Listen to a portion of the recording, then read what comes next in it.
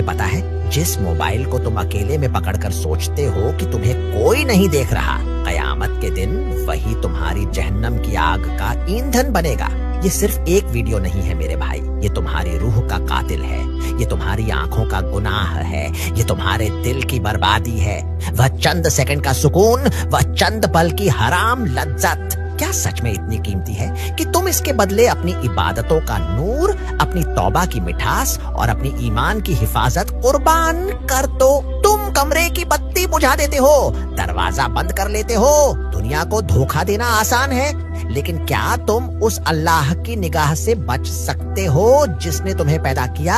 जब तुम्हारा जिस्म आराम कर रहा होता है, जब तुम दुनिया के शोर से दूर होते हो, तब शैतान तुम्हें इस गुनाह की तरफ धकेलता है। वह कहता है कोई नहीं देख रहा।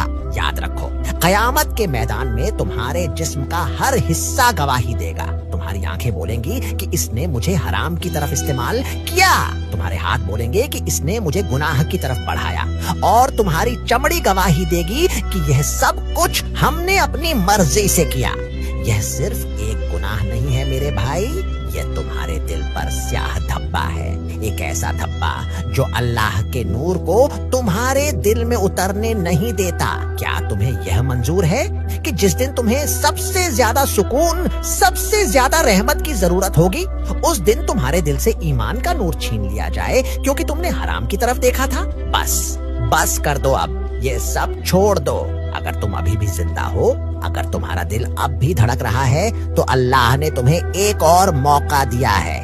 जब भी शैतान तुम्हें मजबूर करे, उस वक्त 3 बातें याद करो: मौत, कब्र और उस रब की शर्म जो तुम्हें हर पल देख रहा है। उठो, वजू करो, 2 रकत नमाज पढ़ो और सच्चे दिल से तौबा करो। इस गुनाह को जड़ से उखाड़ फेंकने का इरादा करो।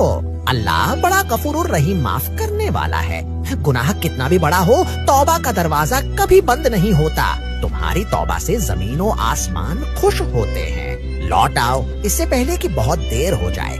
अगर आपने सच्चे दिल से तौबा कर ली है तो कमेंट में अल्हम्दुलिल्लाह जरूर लिखें। ऐसे ही दिल को झकझोर देने वाली बातें रोजाना सुनने के लिए मुझे फॉलो करें।